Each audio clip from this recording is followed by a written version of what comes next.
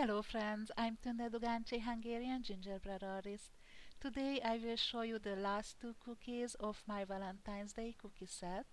This first one will have wet on wet technique, two different designs, a polka dot and stripes, and this will basically create the pattern for the cookie. So the middle is filled with red and with black polka dots, and the outside part is flooded white and it has black stripes.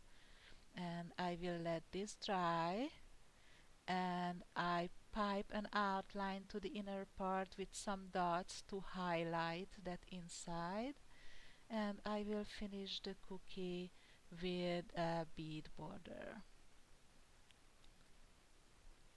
The second cookie is a 4-inch cookie, and I will flood it red, and it will have an edible lace heart in the middle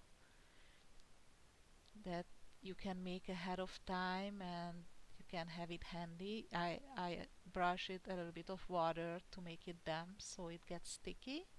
I put a royal icing transfer rose in the middle, and I give a lace border to this lace heart.